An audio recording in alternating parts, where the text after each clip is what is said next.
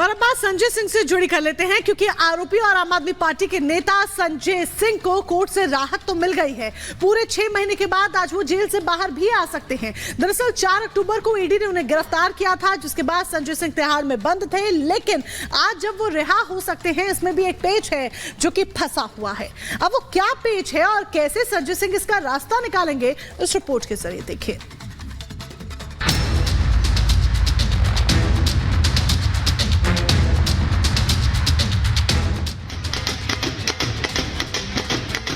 संजय को राहत, बदलेगी सियासत। ईडी ने छोड़ दिया, क्या संकेत दिया?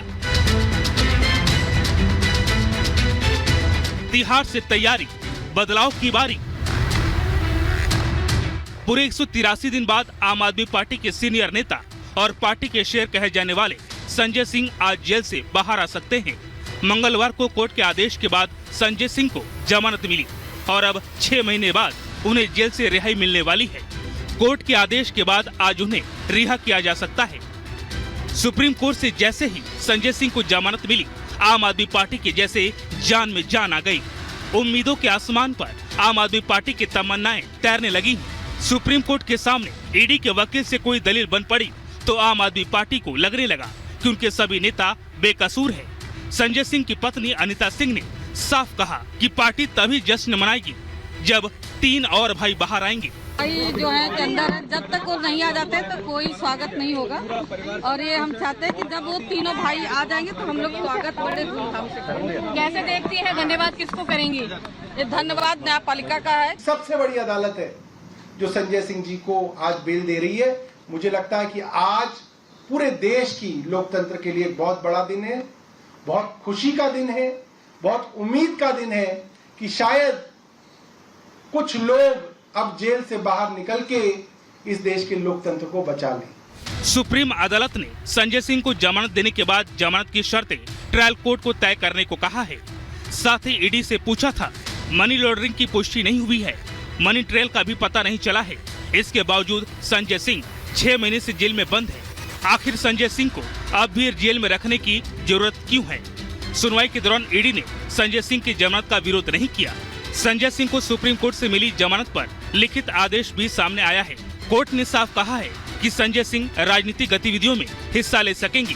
साथ ही कोर्ट ने ये भी साफ किया, हमने ईडी की ओर से दायर केस की मेरिट पर अपनी राय व्यक्त नहीं की है। ईडी की ओर से एएसजी ने बयान दिया कि संजय सिंह को अगर जमानत दी जाती है तो उन्हें कोई ऐतराज नहीं है। इसके मद्देनजर संजय सिंह को जमानत दी जा रही है। कोर्ट ने ये भी साफ किया कि संजय सिंह को मिली रियायत को नजीर की तरह न समझा जाए, यानी साफ है कि उन्हें मिली जमानत के आधार पर दूसरे आरोपी ऐसे ही राहत का दावा नहीं कर सकता। कोर्ट के इस आदेश से आम आदमी पार्टी की सारी आकांक्षाओं पर पानी फेर दिया है।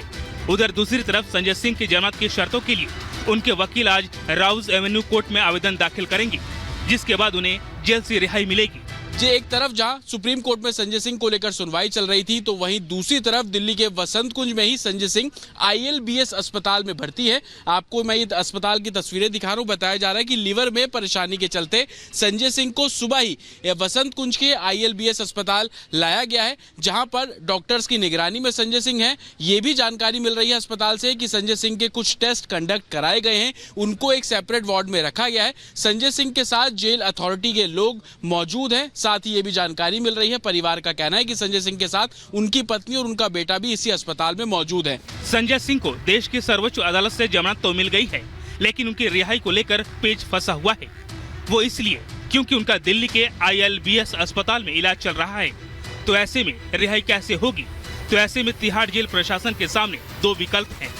पहला ऑप्शन ये कि अस्पताल से डिस्चार्ज होने के बाद संजय सिंह तिहाड़ जाएं, वहाँ पेपर वर्क पूरा करें। दूसरे विकल्प के तौर पर तिहाड़ प्रशासन अस्पताल जाए और अस्पताल में सभी फॉर्मेलिटी पूरी की जाए।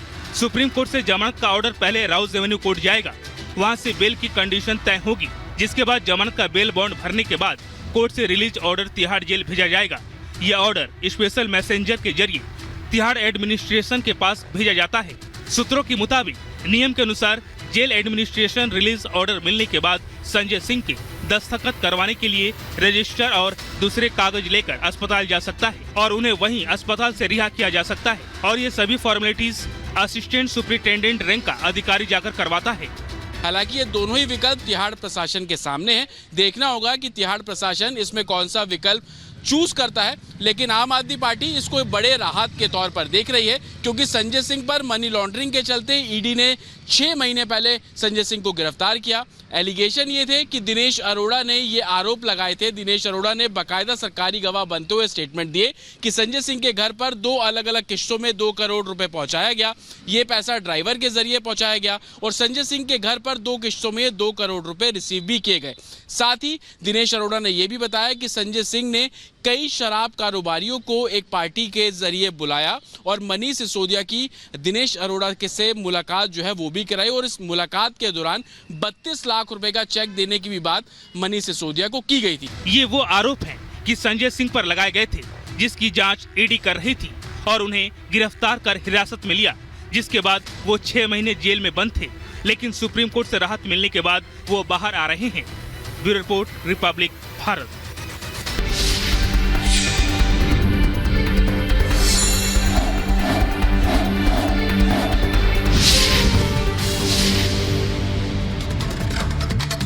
और चलिए अब बात करते हैं बिहार की। बिहार में परिवारवाद की राजनीति के ब्रांड एम्बेसडर माने जाने वाले लालू यादव की बेटी रोहिणी आचार्य ने रोड शो के साथ सारण में एंट्री मार दी है, लेकिन उनकी एंट्री के साथ ही सियासी बयानबाजी भी शुरू हो गई है।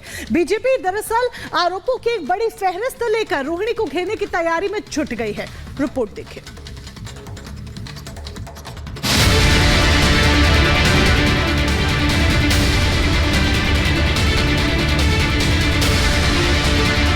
सारण के रण में लालू यादव की बिटिया रोहिणी आचार्य उतर चुकी है। रोहिणी ने अपने चुनावी सफर की शुरुआत सारण में रोड शो से की है, जिसमें कार्यकर्ताओं और समर्थकों की भारी भीड़ देखकर वो उत्साहित दिखी। रोहिणी का दावा है कि वो सारण की धरती से जीत का नया इतिहास बनाएगी।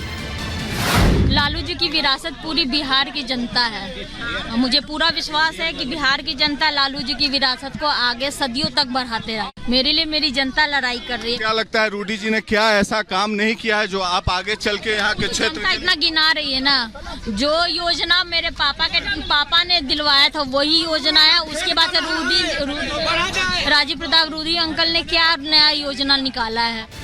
रोहिणी भले ही जीत को लेकर आश्वस्त दिखाई दे रही हूँ, बड़े बड़े दावे कर रही हूँ, लेकिन रोहिणी को शायद इस बात का एहसास नहीं है कि सारण का रण बेहद कठिन साबित होने वाला है, क्योंकि ये वही सीट है जहाँ की बेटी को बहू बनाकर आरजेडी प्रमुख घर तो लाए, लेकिन बहू को घर छोड़ना पड़ा। और बीजेपी भी इन्हीं आरोपों के घेरे में रोहिणी और आरजेडी प्रमुख लालू यादव को सारण में घेर रही है। इतना ही नहीं, बीजेपी रोहिणी के बिहारी होने पर भी सवाल खड़े कर रही है।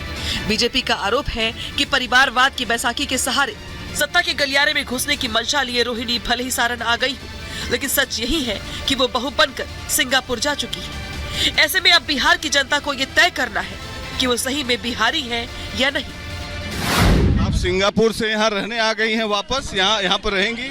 हाँ, तो सिंगापुर में जहाँ पति काम करेगा वही ना पत्नी रहती है। पति मेरे वहाँ काम करते थे। मैं एक किसी की बीवी हूँ, किसी की माँ हूँ, हाँ किसी की बहू हूँ, तो मेरी जिम्मेदारियाँ थी। बिहार की बेटी का सम्मान नहीं, और जो बेटी दूसरे जगह बहू बन गई, सिंगापुर चली गई, वो सिंगापुर से बिहार में उम्मीदवार बनने जा रहे हैं, तो बिहार की जनता तय करेगी कि जो सही में बिहारी है और बिहार के प्रति सजग है, बिहार के प्रति समर्पित है, उसके साथ चले, या बिहारी सिंगापुर में जाकर के सिंगापुर की सेवा करे। ये निर्णय बिहार की जनता लेगी। राजनीति के रण में उतरी रोहिणी पर यह हमला पहली बार नहीं है, बल्कि जब से आरजेडी ने उन्हें सारण सीट से लोकसभा प्रत्याशी बनाया है, तभी से वो बीजेपी नेताओं के निशाने पर है। बीजेपी ने तो आरजेडी के रोहिणी आचार्य को टिकट दिए जाने के फैसले को किडनी डोनेशन से जोड़ते हुए डील करार दे दिया था। दरअसल किडनी की समस्या से जूझ रहे आरजेडी प्रमुख लालू यादव को उनकी बेटी रोहिणी आचार्य ने 2022 में अपनी किडनी दान कर दी थी, और अब लालू यादव ने अपनी बेटी को लोकसभा का टिकट दे दिया है। लेकिन अब जब चुनाव करीब है, तो रोहिणी सारण सीट पर प्रचार के लिए जमीन पर उतर गई है, तो बीजेपी ने एक बार फिर से उन्हें घेरना शुरू कर दिया है। लालू जी का परिचय ही है परिवारवाद। हम लोग ये चिंतित हैं कि लालू जी ने 2 बेटा 2 बेटी को तो उतार दिया, हमारी 5 बहनें बच गई है, उनको कब उतारते हैं ये तो बताओ। सिर्फ कहने के लिए नहीं, बट मैं मानता हूँ मेरा भी एक MY समीकरण है महिलाओं और युवाओं का। मैं मानता हूँ मैं जात पात धर्म मज़हब में मैं विश्वास नहीं रखता, बट मैं मानता हूँ कि युवा अपने में एक जाति है, महिला अपने में एक जाति है। मेरे प्रधानमंत्री भी इसका जिक्र करते हैं, वो किसानों को एक जाति मानते हैं, जात पात से उठकर वो भी सोच रखते हैं। ऐसे में मेरे सोशल मीडिया प्लेटफॉर्म्स पे आप चले जाइए, मेरे हर नाम के आगे युवा बिहारी लिखा हुआ है।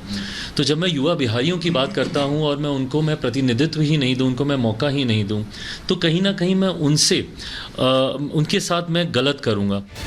राजनीति के रण में उतरी रोहिणी को अभी कुछ ही दिन हुए हैं, लेकिन अभी से वो इंडी गठबंधन के बाकी नेताओं की तरह ईवीएम का राग अलापने लगी है। तो वहीं एनडीए के धुरंधर पीएम मोदी की गारंटी और विकास कार्यों के दम पर 400 सीटों के लक्ष्य के साथ जनता के बीच जाने की तैयारी कर रही है।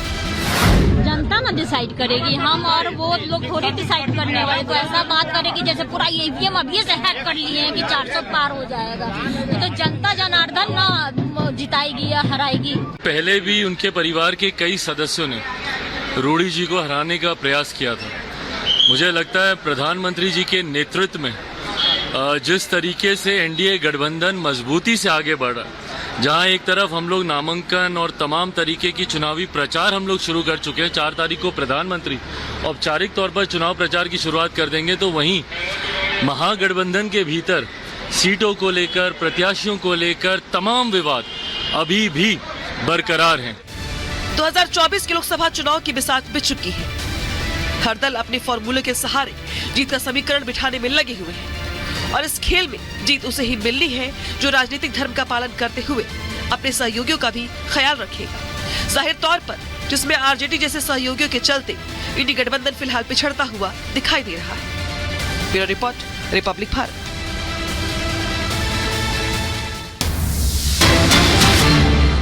और इस वक्त एक बड़ी खबर आपको बता दें, भूकंप के तेज झटकों से हिला है ताइवान, कई इमारतों को नुकसान पहुंचा है। बड़ी जानकारी, भूकंप के झटकों से ताइवान हिल गया है, कई इमारतों को नुकसान पहुंचा है। 25 साल में सबसे ज्यादा भूकंप के तेज झटके ताइवान में महसूस किए गए हैं। इस बार जिस तरीके के भूकंप के झटके महसूस किए गए हैं उसने बीते 25 सालों में देखा जाए तो ये सबसे तेज भूकंप के झटके थे। तीव्रता रही और ताइवान की धरती देखिए किस तरीके से भूकंप के झटकों से कांप जाती है, वो तस्वीरें आपके सामने हैं।